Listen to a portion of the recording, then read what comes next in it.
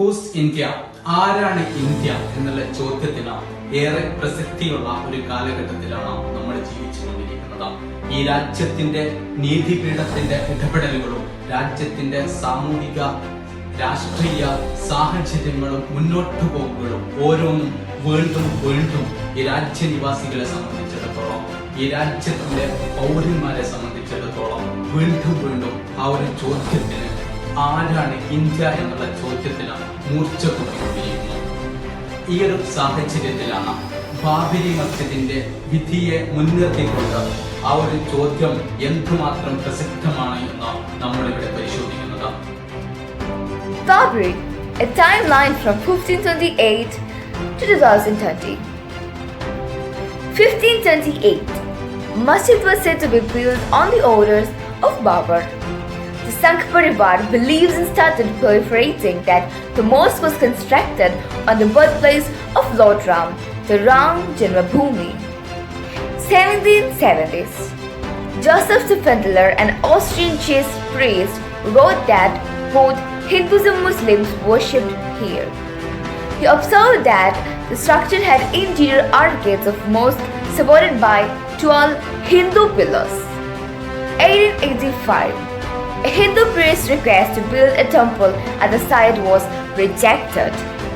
1949, idols or Lord Ram were illegally placed inside the mosque, which led to widespread protests and filling of cases by both Hindu and Muslim groups. The government then declared the site disputed and locked its gates. In the following decades, India witnessed the rise of the Sangh Parivar-led Hindu groups and their possession of the disputed structure. The UP Sunni Central Waqf Board made the same demands in the court. 1986, a district court ordered the locks on the structure removed. Political experts say the mosque was opened at the behest of then Prime Minister Rajiv Gandhi, who wished to appease Hindus. This was soon after Mr. Gandhi's government overturned a SC judgment in the Shah Banu case, a decision demanded by conservative Muslims. VHP, Vishwa Hindu Parishad, a Hindu French body, Hindu militia in India, soon launched a stir to free the Hindu idols from captivity. 1989. Ahead of the general election that year, Mr. Gandhi agreed to allow Shilanyas, a groundbreaking ceremony, in an undisputed site close to the structure. The LK Advani led Bharatiya Janata Party (BJP) used Ayodhya in their poll campaigns from 2 MPs in 1984. BJP's strength showed up to 8 of 85 after the 1989 general election. 25th September 1990, Advani started his infamous Rath Yatra, the chariot journey from Samnath, Gujarat to galvanize further support for the Ram temple. RSS ഈ നാട്ടിൽ നടപ്പിലാക്കുന്ന മുസ്ലിം വിരുദ്ധ വംശീയ അതിക്രമങ്ങളുടെ ഏറ്റവും വലിയ പദ്ധതിയായിരുന്നു യഥാർത്ഥത്തിൽ ബാബരി മസ്ജിദിന്റെ ധ്വംസനം എന്ന് പറയുന്നത്. അതിന്റെ തുടക്കം മുതൽ അത് തകർക്കുന്നതിന് വേണ്ടിയിട്ട് RSS നടപ്പിലാക്കിയിട്ടുള്ള വിവിധ പദ്ധതികളും അതിലേക്ക് വഴിവെച്ചതുമായിട്ടുള്ള വിവിധ ഘട്ടങ്ങളെ പറ്റിയിട്ടാണ് നമ്മളിവിടെ പരിശോധിച്ചിട്ടുള്ളത്. 1990 സെപ്റ്റംബർ 25 ഗുജറാത്തിലെ സോമനാഥിൽ നിന്നും BJP നേതാവ് LK അദ്വാനി രഥയാത്ര തുടങ്ങി. ബാബരി മസ്ജിദ് തകർക്കുന്നതിന് വേണ്ടിയിട്ട് കർസേവകരെ സംഘടിപ്പിക്കുക എന്ന തികച്ചും ദുരുദ്ദേശപരമായ ആ യാത്രയെ തുടർന്ന് 1992 ഡിസംബർ 6 ബാബരി മസ്ജിദ് തകർക്കുന്നതിന് വേണ്ടിയിട്ട് വലിയൊരു സംഘം കർസേവകർ ഒത്തുകൂടി. അങ്ങനെ ഈ നാട്ടിലെ നിയമ സംവിധാനങ്ങളും ഭരണകൂടവും എല്ലാം നോക്കി നിൽക്കെ കണ്ണുനിൽ നിന്നുകൊണ്ട് പട്ടാപ്പകൽ കർസേവകർ ബാബരി മസ്ജിദ് തകർത്തു. അവർ കൊടും കുറ്റം ചെയ്തു.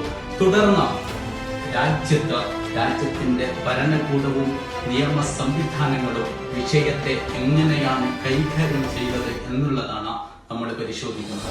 6th December 1992, Karsevaks, the supporters of right-wing Hindu groups, toned down the mosque and erected a makeshift temple in its place. This sparked riots in many cities. Around 2,000 people, most of them Muslims, were killed in the violence.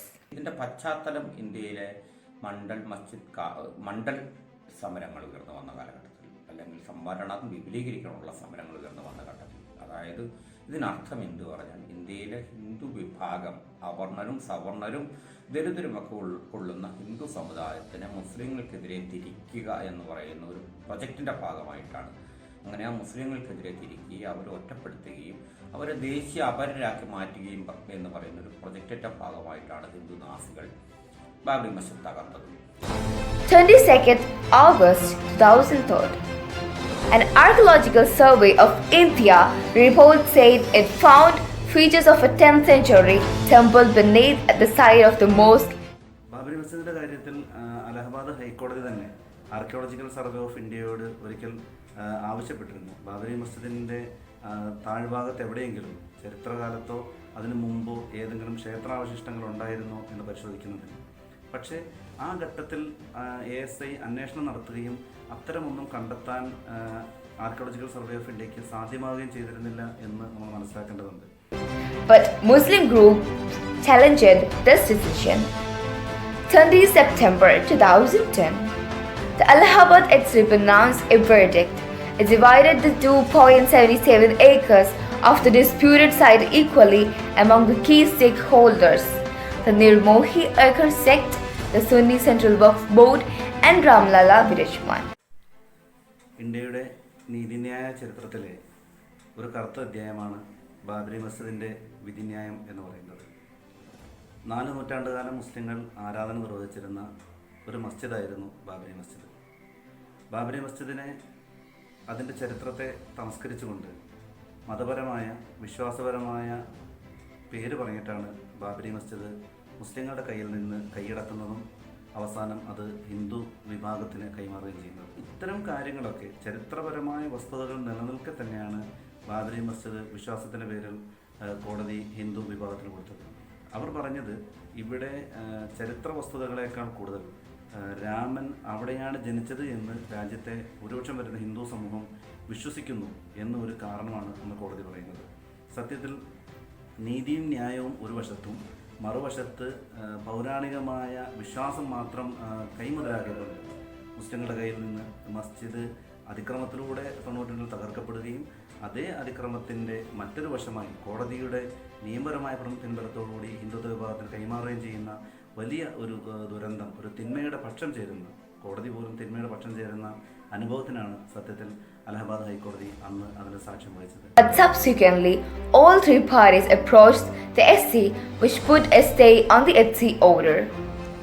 Babri കേവലം ഒരു പള്ളിയുടെ പേരല്ല, മറിച്ച് India Muslim സമൂഹത്തോട് ചെയ്ത വഞ്ചനയുടെ പര്യായമാണ്.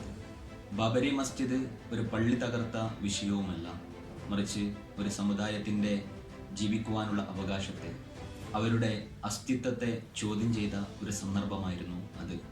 ന്യായങ്ങൾക്കും തെളിവുകൾക്കും മേൽ ഭൂരിപക്ഷത്തിൻ്റെ മിത്തുകൾക്കും സങ്കല്പങ്ങൾക്കും പരിഗണന നൽകിയ ജനാധിപത്യത്തിൻ്റെ ആധിപത്യ മനോഭാവത്തെയായിരുന്നു ബാബരി മസ്ജിദ് വിധിയിലൂടെ ഇവിടെ വ്യക്തമാക്കപ്പെട്ടത്.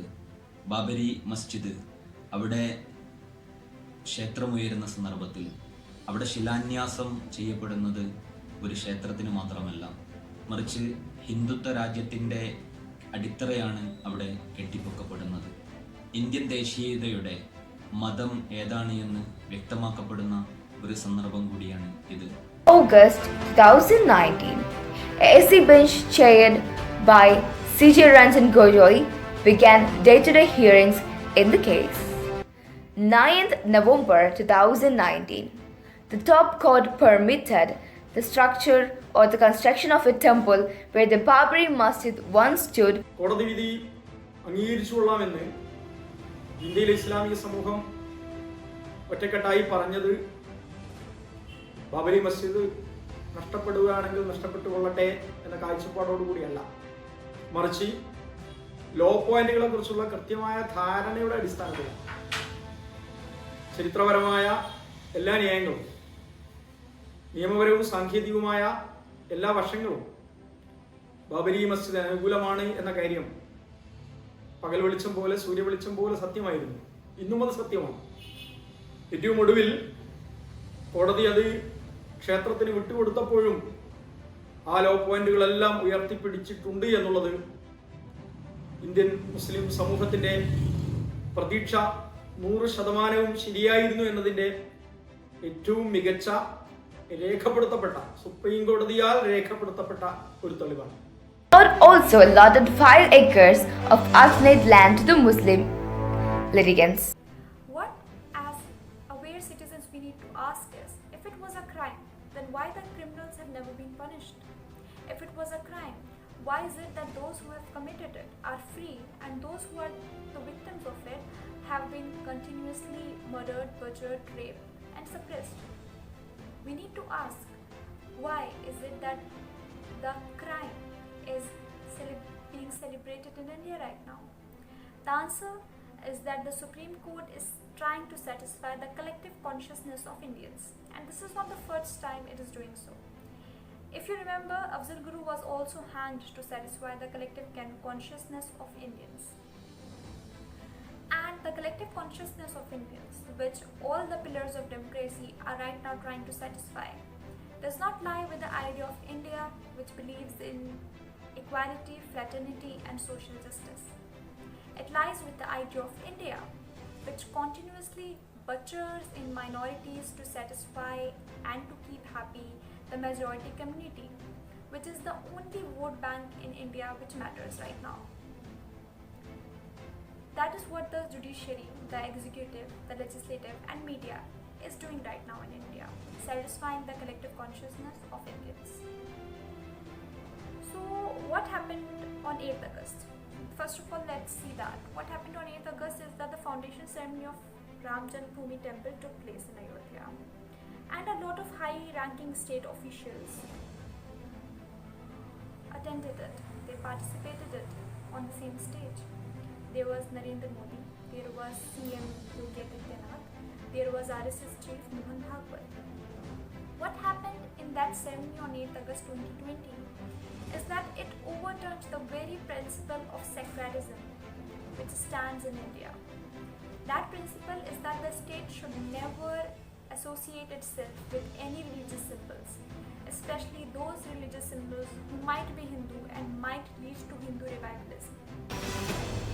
5th February 2020. Sitting Prime Minister Mr. Narendra Modi announced in Parliament 15-member trust for Ram Temple in Ayodhya. We see that India is heading towards a Majoritarian democracy, which is only a democracy in name. It's never a democracy on ground. It will not give equality to Indian society. It will not give equal rights to all of its citizens. It's a threat that we are facing. We are facing the threat of a democracy which will not be a democracy. We are facing a threat in which there will be a society, a fascist society built on the principles of majority. And the majority will always only suppress the minority. The reason why we are facing that this majoritarian democracy is not BJP, is not RSS. The reason is that we do not have proportional representation in Indian states. Babri Masjid case close ചെയ്യണം, ആ issue അവസാനിപ്പിക്കണം എന്ന നിലപാട് ഇന്ത്യയിലെ മുസ്ലിം സമൂഹത്തിന് അംഗീകരിക്കുക സാധ്യമല്ല. കാരണം എന്താണെന്ന് ചോദിച്ചാൽ, അന്യായമായി കവർന്നെടുക്കപ്പെട്ട ഒരു അവകാശത്തെക്കുറിച്ചുള്ള ബോധം തന്നെ ഉപേക്ഷിക്കുക എന്ന് പറയുന്നത് ഒരു ജനതയുടെ പരാജയത്തിന്റെ ലക്ഷണമാണ്. 19th February 2020. Ram Mandir Trust appoints office bearers. And 5th August 2020. PM Modi contacts Bhumi Pujan at Ayodhya for initiation of temple construction, lays foundation. ബാബരിയുടെ മണ്ണിൽ ബാബരി പണിയുന്നത് വരെ ഈ നാട്ടിലെ നീതിബോധമുള്ള ഒരു പൗരനും തൃപ്തിപ്പെടാൻ കഴിയില്ല.